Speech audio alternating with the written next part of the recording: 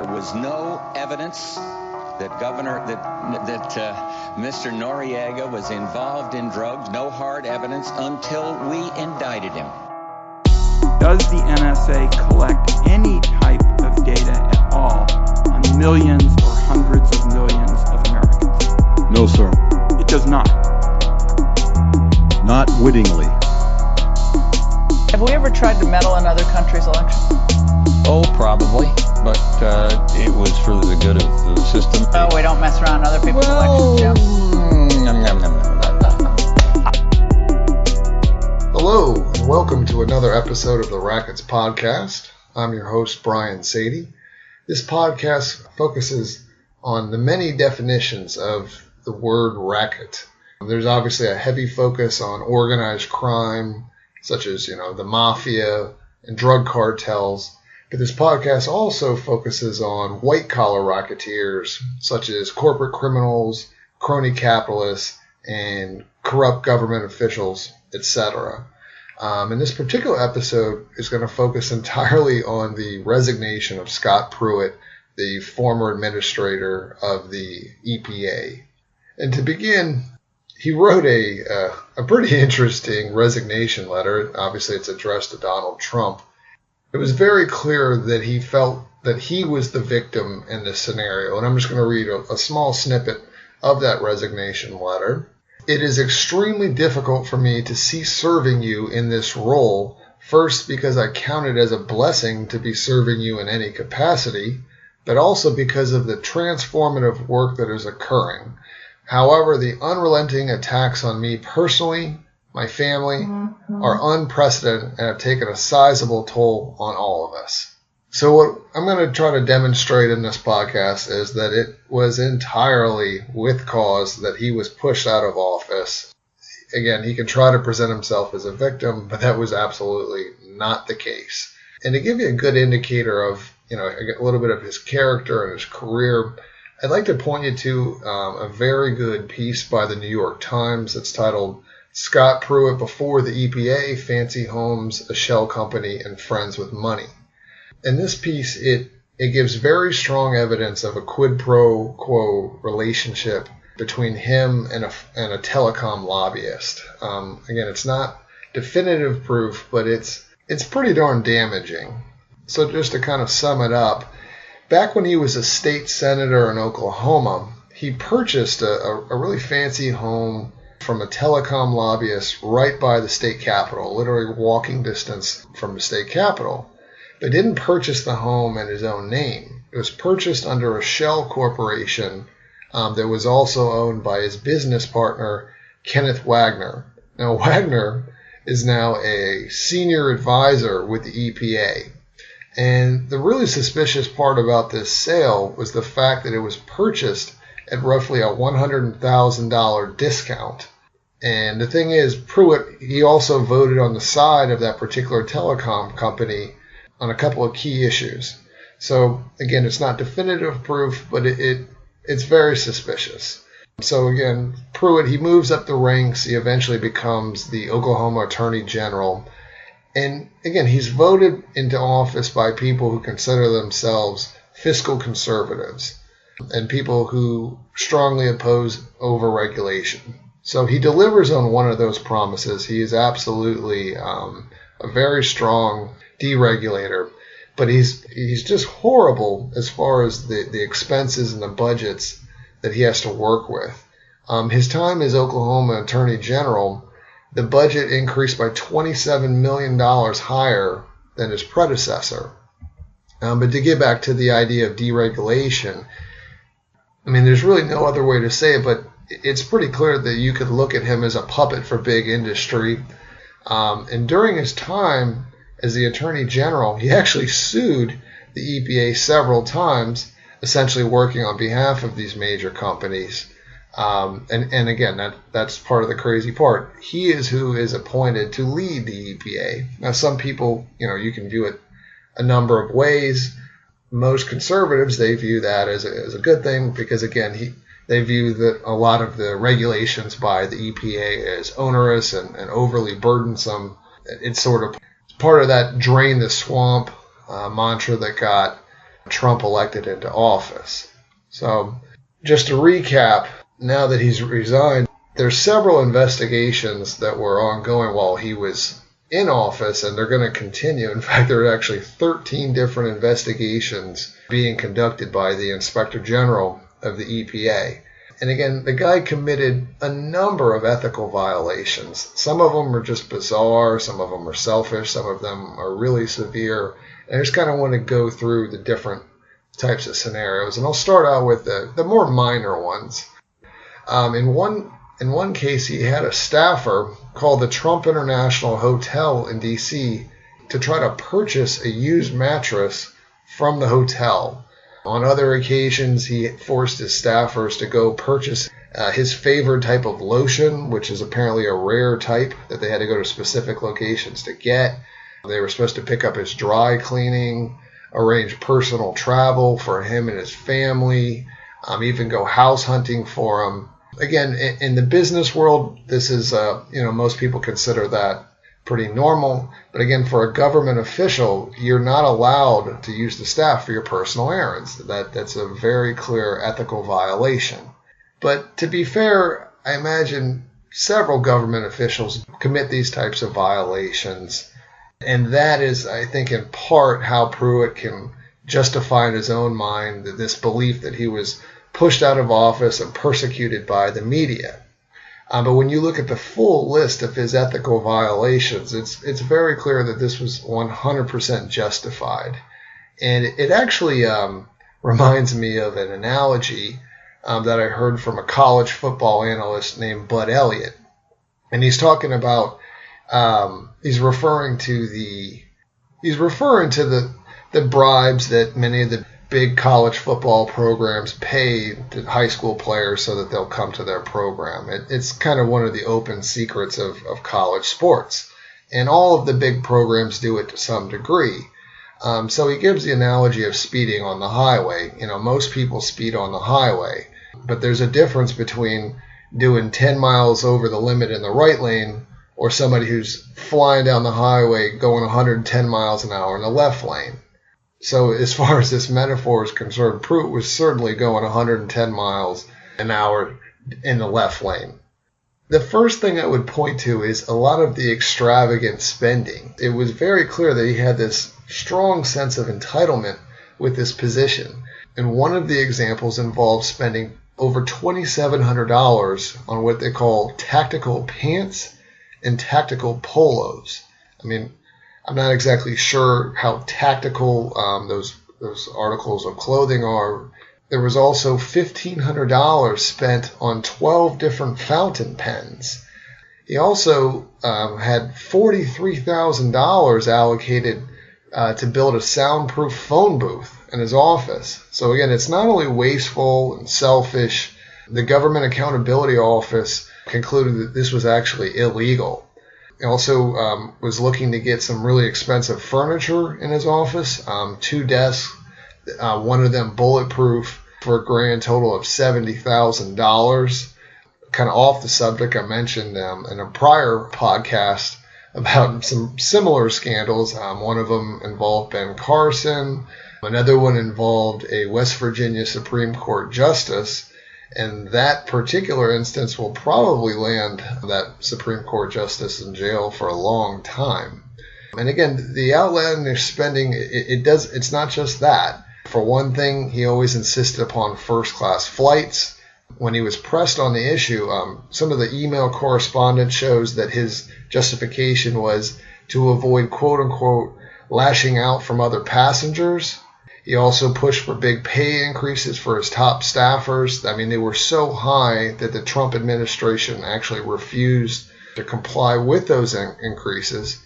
And when Pruitt was confronted about this, he actually denied knowing about the raises. But according to one former staffer, Kevin Chmielewski, again, I hope I'm pronouncing that correctly, that Pruitt absolutely lied about that this was all his decision. That same staffer was later fired because he refused to grant first-class travel expenses for some of Pruitt's aides. Those particular examples are just extravagant spending. There are several more ethics violations, But in these cases, it actually points to more of a quid pro quo relationship of a kind of open corruption. In one instance, he forced his staffers to track down some tickets to a sold-out football game. So again, at first that sounds like kind of a selfish decision, but the problem is that those tickets were given to him from an industry executive. Another instance, he had his staffers lobby the White House to get an internship for his daughter. So again, you're a public official, you're never allowed to use that for your own gain. In another instance, he had a meeting with an executive from Chick-fil-A, and Pruitt's goal from that meeting was to acquire a franchise for his wife. Another very interesting example, this one was reported pretty widely in the news. Pruitt, he was able to rent a room in D.C. for $50 a night, far below the market rate. And this was in the home of the wife of an influential oil lobbyist named Stephen Hart. And now Hart definitely lobbied him personally.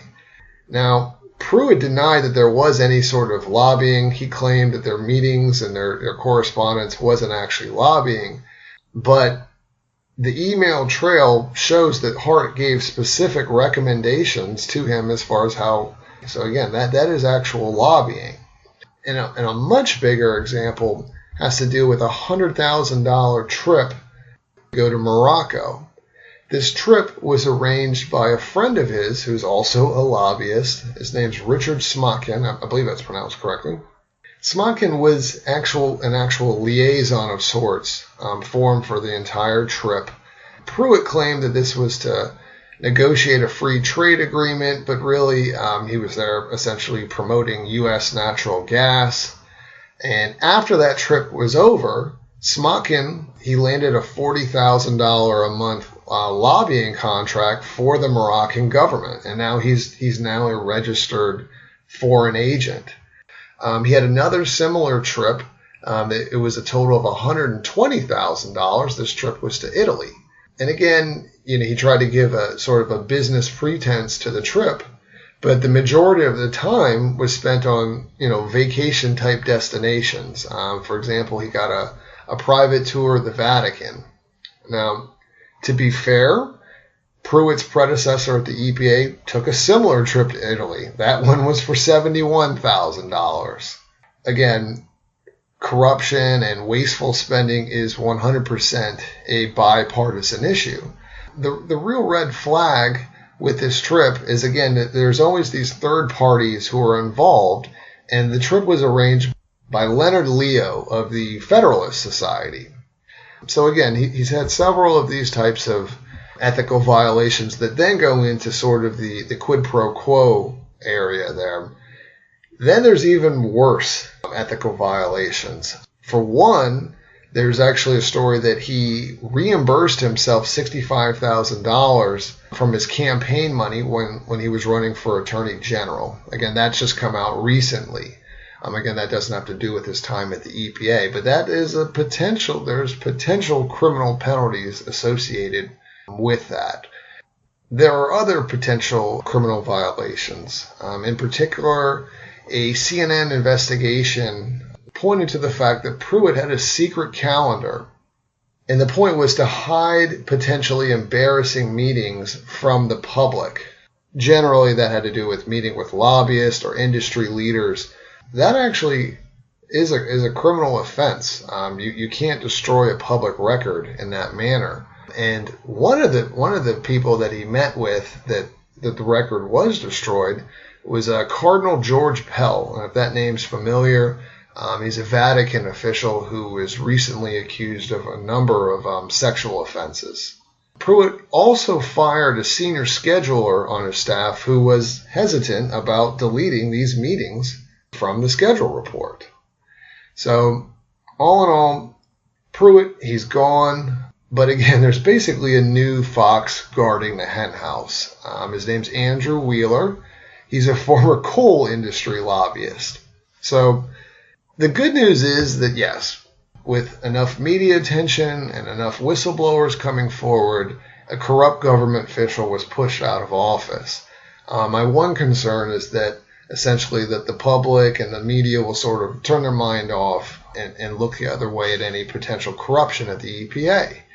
And the thing is, a lot of the corruption is very systemic. It's not involving just one single person. Politico did a really excellent report, and it has to do with a series of emails that were obtained by the Sierra Club via a Freedom of Information Act lawsuit.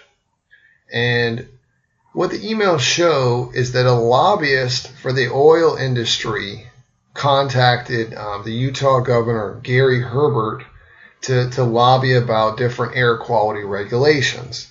Then in turn, Herbert uses basically the exact same talking points and then pushes that information officially to Pruitt while he was the head of the EPA.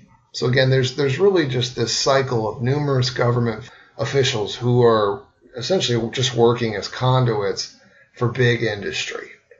One thing I do want to bring up, and a lot of people ask, is, how was Pruitt able to stay around so long? I mean, every other day there was another story about a different scandal. Really, one of the biggest things is that Pruitt was loyal to Donald Trump. And in fact, there was actually one point where he specifically approached Trump asking to be the Attorney General when there were a lot of stories about how Trump was openly pretty upset with Jeff Sessions. At the end of the day, a lot of what protected him was just basic partisan politics. Again, as I mentioned earlier, there's corruption with both major parties. And at the end of the day, they do generally look after each other. But we've got midterm elections coming up, and sort of the stain of this really scandal-ridden EPA would really hurt the Republican brand. So ultimately, he was pushed out. But one of the things that really kept him around for a long time with the conservative base is that, again, he was a strong proponent of deregulating the industry. It's really tough to comment on every decision that he made, but I would like to point out one of the decisions that he made on his last day in office. He gave a loophole to a trucking company called Fitzgerald Glider Kits. Previously, there was a cap on the production of a specific type of diesel engine that uses recycled parts. Since they're using recycled parts, those trucks produce roughly 55 times the level of air pollution as a truck with an up-to-date engine. And the rule was that there was a cap of 300 of those types of trucks produced every year. But Pruitt, he removed that rule completely, and as of now, that'll stay in place until the end of 2019.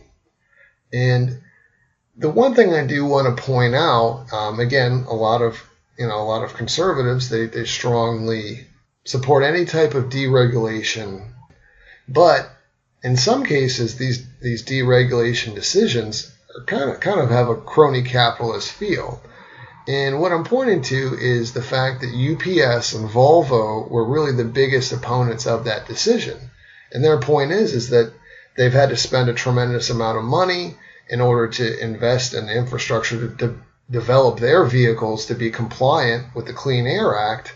And then by throwing that out and giving the loophole for this one company, you're essentially giving an unfair advantage in the marketplace.